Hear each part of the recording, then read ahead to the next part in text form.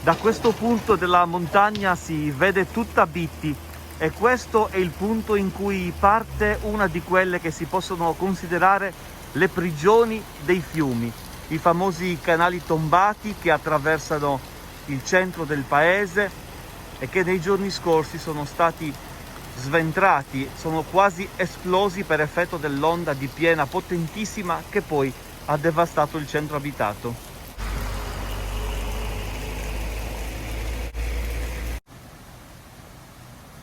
Chilometri e chilometri di cemento armato, quasi delle tombe per i fiumi che poi vanno verso valle e che attraversano l'area in cui molti anni fa ovviamente non c'erano le case e dove poi si è costruito nonostante la presenza di questi torrenti. Grandi massi scaraventati ovunque, barriere in ferro divelte. Questa è stata la potenza dei fiumi che sabato si sono buttati sopra il paese.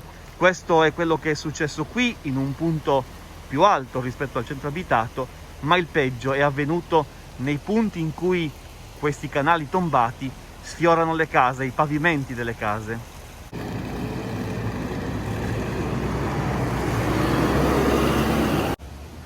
Qui ora si cerca di ripristinare la situazione, si lavora con le ruspe, ma in alcune zone di Bitti dove i canali tombati passano sotto le case non sarà possibile una ricostruzione e quasi certamente le case che si trovano su due vie dovranno essere abbattute.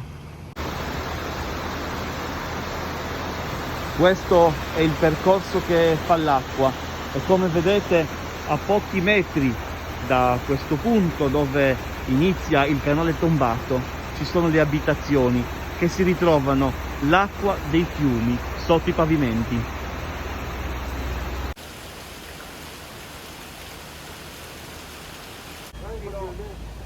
E questo è il punto in cui il canale tombato in cemento armato si insinua nel centro abitato, in mezzo alle case, le attraversa e le ha devastate.